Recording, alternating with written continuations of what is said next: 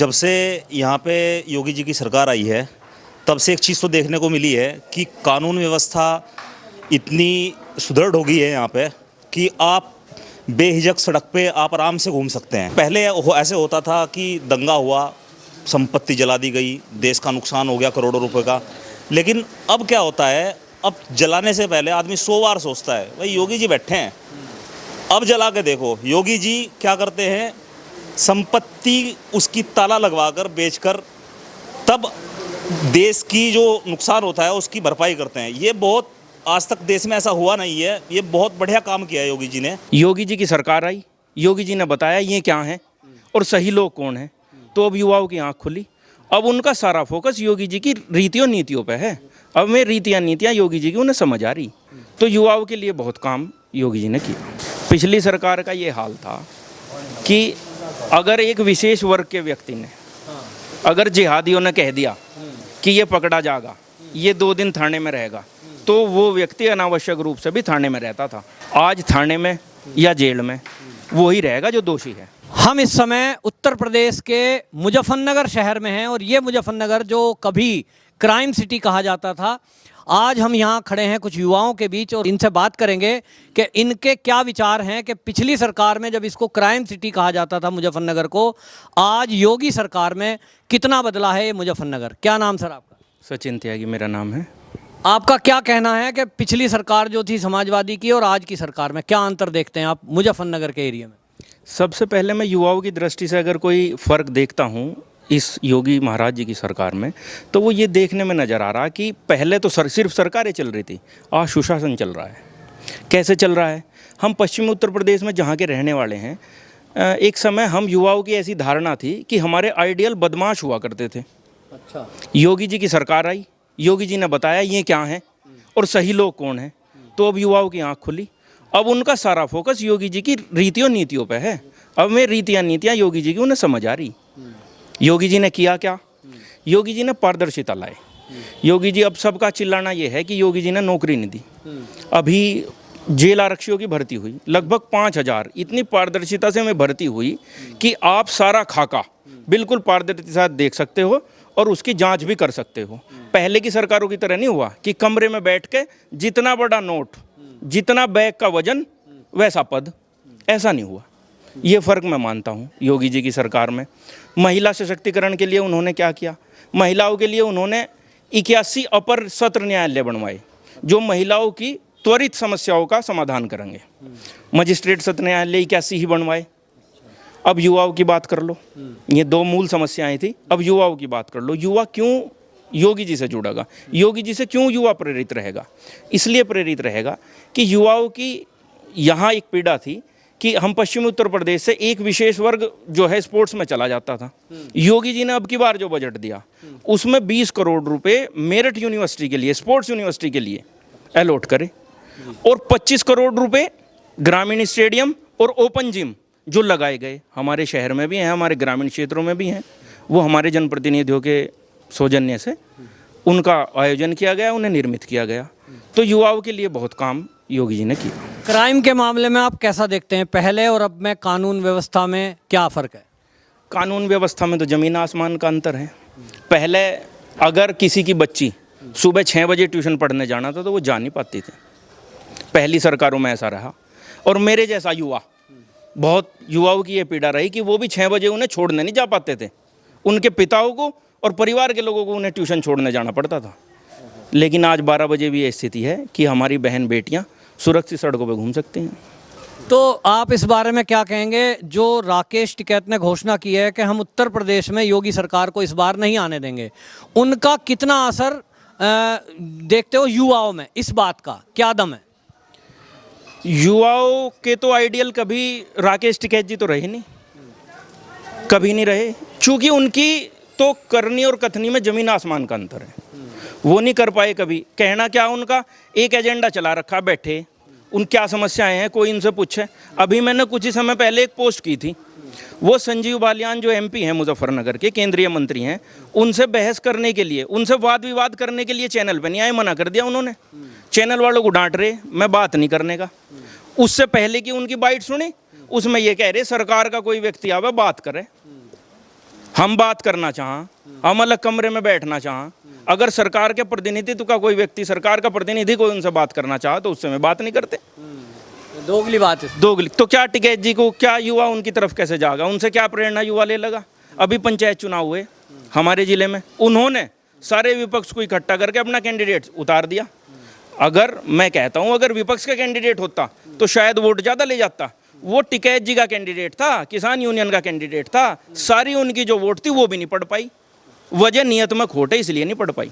तो आप ये देखते हैं कि एक तो इस क्षेत्र में युवाओं का कोई असर नहीं है। अखिलेश के बारे में ये कहते हैं जी युवा नेता है, और अखिलेश यादव फिर से एक बार अपनी सरकार बनाने का दावा कर रहे हैं। समाजवादियों का कितना असर यहाँ है? समाजवादी पार्टी ने जो पिछली बार जो किया, समाजवादी पार्टी को तो एक वर्ग, केवल और केवल एक वर्ग लेके बैठ गया। उस दंगे को अगर वो संभालते तो जितना उन्होंने कोई भी काम किया होगा, अपनी सरकार में जो भी काम किया होगा, उसे वो कैश कर पाते। क्यों नहीं कैश कर पा रहे हो उसे? संगठन के नाम पे वो जीरो हैं, काम करने के नाम पे वो जीरो हैं। पोजीशन उनकी जनता बता देगी क्या पोजीशन है। 2022 नज़दीक है बहुत। आपने दंगे का जिक्र किया, तो समाजवादी पार्टी के शासन में वो दंगे का जिक्र मुजफ्फरनगर से जुड़ता है। उस दंगे को आज भी आप लोगों ने याद रखा है, उसका कितना असर इस चुनाव में रहेगा? उस दंगे का असर तो जो होना था वो 2017 के चुनाव में देख लिया था। अब समाजवादी पर लौट के जाना, मैं नहीं समझता कि कोई लौट। लोगों को याद है कि ऐसा हुआ था, हमेशा ये याद रहेगा। लोगों ने जितनी बड़ी क्षति लोगों को इस जिले में हुई, पूरे उत्तर प्रदेश में कहीं नहीं हुई। ये तो कहना वो विशेष वर्ग को ही केवल एक पूरे विशेष वर्ग को आप आंकड़े ले लो उसके, कितने लोग उसमें मरे, कितने लोगों को उसमें मुआवजा मिला, किस तरह उन्होंने बड़ी, ये समझ लो, मैं ये कहूँगा, ऐसा शब्द कहना नहीं चाहिए, कि उन्होंने बहुत झोल मोल करके मुआवजे देने में और अपने सुविधाएं देने में भी उन्होंने बहुत पारदर्शिता बिल्कुल नहीं निभाई। ओवैसी और राजभर का एक वो हुआ है गठबंधन, और वो कहते हैं कि छोटी जाति, और पहले MY समीकरण चलता था, मुस्लिम और यादव, इस बार हम A to Z समीकरण चलाएंगे और सरकार बनाएंगे, बाहरी बहुमत से हम जीत के आएंगे। इसके बारे में क्या कहते हैं? समीकरण चलेगा सुशासन का, समीकरण चलेगा अच्छे राज करने का, समीकरण चलेगा लोगों को सुविधाएं देने का। समीकरण जातिगत समीकरण ऐसे नहीं चलने का कि घर बैठ के कमरे में बैठ के वो जातियों का गठजोड़ करेंगे और चुनाव कमरे में जीत जाएंगे। जो काम करेगा, जो अच्छा काम करेगा, लोगों को सुविधा देगा, लोगों को अच्छा शासन देगा, उसका समीकरण चलेगा। अभी हाल ही में 2 आतंकवादी लखनऊ में पकड़े जाते हैं और अलकायदा से उनका संपर्क है। उसके बाद ATS ने वो पकड़े, ट्रेस करे, लेकिन अखिलेश यादव ने कहा कि मुझे ना तो उत्तर प्रदेश की पुलिस पे भरोसा है और ना मुझे BJP सरकार पे भरोसा है। क्या कहना आपका इस बारे में? मेरा नाम विनय त्यागी है। ऐसा है, जब से यहाँ पे योगी जी की सरकार आई है तब से एक चीज़ तो देखने को मिली है कि कानून व्यवस्था इतनी सुदृढ़ हो गई है यहाँ पे कि आप बेहिचक सड़क पे आप आराम से घूम सकते हैं। पहले ऐसा नहीं था कभी यहाँ पे। और कानून के मामले में और कई चीज़ों के मामले में अगर आप देखें, योगी जी ने एक जैसे पोर्टल स्टार्ट किया था, अपनी हेल्पलाइन स्टार्ट की थी। मुझे सबसे अच्छा लगता है वो पोर्टल। आप कॉल करो, कॉल करने के बाद आपकी समस्या का निस्तारण 6-7 दिन में नहीं होता है। पहले ऐसा होता था कि आप सरकार को कॉल करो, सरकार पूछती भी नहीं थी। आज ऐसा होता है कि अगर आपकी समस्या का निस्तारण नहीं होता, लखनऊ से 1 नहीं, 20 नहीं, 30 बार फ़ोन आता है आपके पास में। जब तक आपका फ़ोन नहीं उठता है, सरकार संतुष्ट नहीं होती है आपसे, तब तक सरकार आपके पीछे पड़ जाती है कि आपका काम सही हुआ या नहीं हुआ। ये मुझे सबसे अच्छी बात लगी है सरकार की, कानून व्यवस्था में भी और इस सरकार का काम करने के मेथड में भी। बाकी में और ऐसा कुछ नहीं था। क्या नाम आपका? मेरा नाम विक्रांत रोसवाल है जी। मैं मुजफ्फरनगर निवासी हूँ। तो आप ये बताइए, ये घटना को लेकर अगर पिछली सरकार में ये घटना हुई होती, आज बनारस में मोदी जी ने भी घोषणा करते हुए कहा है कि योगी जी के राज में अब आतंकियों का कोई स्थान नहीं है। क्या कहते हैं इस बारे में? अखिलेश यादव के इस बयान को आप कैसे लेते हैं? उन्होंने कहा मैं ना तो पुलिस पे भरोसा कर रहा हूँ ना यूपी सरकार पे। आप संतुष्ट हैं क्या इस बयान से उनके? नहीं जी, पुलिस पे तो भरोसा करना ही पड़ता है, वो तो होना ही चाहिए। बाकी जो दोषी है उसे तो कार्रवाई होनी चाहिए और उसे सज़ा मिलनी चाहिए, निर्दोष नहीं फंसना चाहिए बस। उन्होंने अपने टाइम में, समाजवादी के टाइम में, अखिलेश यादव मुख्यमंत्री थे, आतंकवादी पकड़े गए थे उस समय, उन्होंने केस विड्रॉ कर लिया था। क्या अंतर देख रहे हैं अब योगी सरकार में और पिछली सरकार में? जी, कानून व्यवस्था तो मैं तो वही, जैसा भैया ने कहा था, धरती आसमान का ही अंतर है उसमें। तो इस अब तो कहीं भी जा सकते हैं। पहले गाँव में देख लो आप, पहले मोटर खुल जाओ थे, तार चोर हो जाओ थे, अब ऐसा कुछ नहीं है। किसान आराम से रह रहे। कोई दिक्कत नहीं है ऐसी चोर वगैरह की। मुजफ्फरनगर के जिले के युवाओं का, आप युवा हो, क्या रुख रहेगा इस 2022 के चुनाव में?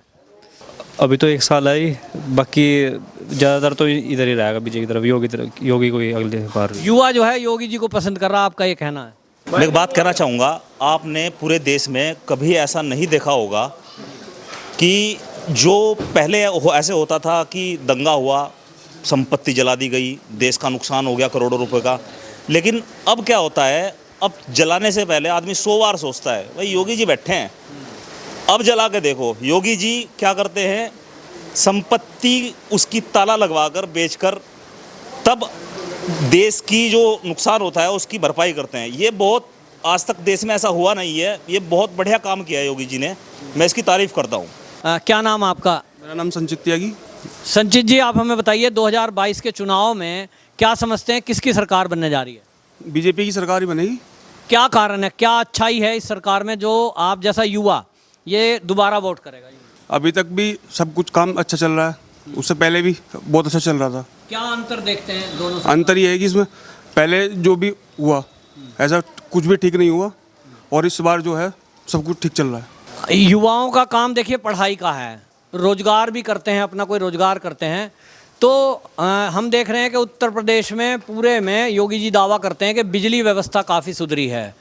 मुजफ्फरनगर में क्या हाल है ये बिजली व्यवस्था का लेकर आप बताइए ज़रा, युवाओं को इसका कितना फ़ायदा मिला है या कुछ चेंज आया है, नहीं आया, इसके बारे में बताइए। नहीं, इसका बहुत फ़ायदा मुजफ्फरनगर ज़िले को मिला है। और युवाओं के लिए, अगर युवाओं की दृष्टि से बिजली का फ़ायदा देखें तो आज जो आधुनिक युग है, लैपटॉप का जो युग है, आज बिजली में कटौती ना के बराबर है। कटौती होगी, लेकिन कटौती उस समय होगी जब रोड के तारों में कोई समस्या होगी या उनका नवीनीकरण हो रहा होगा, उस समय तो कटौती हो सकती है। उसके अलावा जनपद मुजफ्फरनगर में बिजली की व्यवस्था बहुत अच्छी है। मतलब आप कह रहे हैं 24 घंटे बिजली है मुजफ्फरनगर में? 24 घंटे बिजली है मुजफ्फरनगर में। और गाँव की क्या स्थिति है? गाँव में भी 20 से 22 घंटे बिजली है। अच्छा, हाँ जी। तो इसका मतलब बिजली की व्यवस्था काफ़ी सुधरी है, बहुत ज़्यादा अच्छी हुई है, बिजली की व्यवस्था बहुत ज़्यादा अच्छी हुई है। पहले टाइम में ये देखा जाता था कि अगर बिजली चली गई, ट्रांसफार्मर फूक गया, उसे लाने के लिए जद्दोजहद करनी पड़ती थी। आज की डेट में क्या स्थिति है? आज की डेट में वही मैंने बताया कि अगर लाइट गई, अगर बिजली गई है तो कहीं ना कहीं काम जो गड़बड़ हुई, मान लो खंबा या ट्रांसफार्मर बदला जा रहा, उसी समय जा और वो दिन के दिन बदल दिया जा, सेम डे। पैसे देने से या पहले की तरह कुछ हाल है? नहीं नहीं, पैसे देने की कोई आवश्यकता नहीं है, बस कंप्लेन आपको करनी पड़ेगी, उस पर काम होगा। ठीक है। अच्छा, और इस शहर का कुछ माहौल बदला है पिछली सरकार और अब सरकार में? आप देख रहे हैं शहर की व्यवस्था में कुछ सुधार आया? पिछली सरकार का ये हाल था कि अगर एक विशेष वर्ग के व्यक्ति ने, अगर जिहादियों ने कह दिया कि ये पकड़ा जाएगा, ये 2 दिन थाने में रहेगा, तो वो व्यक्ति अनावश्यक रूप से भी थाने में रहता था। अच्छा। आज थाने में या जेल में वो ही रहेगा जो दोषी है। जिसका कोई दोष नहीं, जिसने कोई अपराध नहीं किया, वो थाने में या चौकी में नहीं जाने का। मैं खुद इसका भुक्तभोगी हूँ। 2013 के दंगे में मैंने अपना एक भाई खोया। अच्छा। और अपना भाई खो के मुझे 9 महीने फरार रहना पड़ा और 2.5 महीने जेल जाना पड़ा। और जेल में रहने के बाद जब वो मुकदमा खुल गया, उसमें विशेष वर्ग के लोग पकड़े गए, मुस्लिम वर्ग के लोग उसमें पकड़े गए, वो खुल गया, तो भी सरकार की कोई कार्रवाई नहीं हुई, मुकदमा मुझे ही भुगतना पड़ा। अच्छा, मतलब आप कह रहे हैं मुकदमा भाई गया और उसके बाद ऐसे ही, जैसे ये मेरे साथी खड़े, मेरे भाई खड़े, ऐसा ही एक मेरा भाई मुकुल शर्मा। अच्छा। बहुत चर्चित वो कांड इस मुजफ्फरनगर में हुआ, लेकिन पारदर्शिता से उसका कोई भी पहलू खोला नहीं गया, केवल सरकार की वजह से। दोषी कौन हुआ? जो उनके साथ था, जिसने उन्हें मौके से पुलिस तक पहुंचवाया, पुलिस को बुला के हॉस्पिटल पहुंचवाया, उनकी हर तरीके से मदद करी। क्योंकि मैं समाजवादी पार्टी का कार्यकर्ता नहीं था, इसलिए मैं जेल गया। मतलब आज ये अंतर है कि समाजवादी पार्टी में उस समय पार्टी का मुंह देखकर उस तरह के लोगों को, विशेष धर्म के लोगों को छूट मिलती थी, आज उसका फर्क है। पारदर्शिता कोई नहीं थी कानून व्यवस्था में। जो फंस गया वो फंस गया, जो पकड़ा गया वही चोर है। ऐसा कहा जा रहा था उस टाइम के आजम खान ने बहुत बड़ा रोल प्ले करा था और उसके कहने से ही पुलिस अधिकारी काम कर रहे थे, ऐसा कुछ कहा जाता। आपका क्या अनुभव रहा उस टाइम का? मैं, आजम खान तो बहुत बड़े नेता हैं समाजवादी पार्टी के, मैं वहाँ तक तो नहीं जाना चाहूँगा, लेकिन ज़िले में भी एक खान साहब रहे, उनकी भी बहुत मोनोपोली रही, और यहाँ ज़िले में जो संदिग्ध भूमिका रही वो उन्हीं की रही। आज वो दर बदर भटक रहे, किसी भी दल में नहीं है, कभी कहीं कभी कहीं, क्योंकि उस समय उनका लड़का बुढ़ाना विधानसभा से MLA था।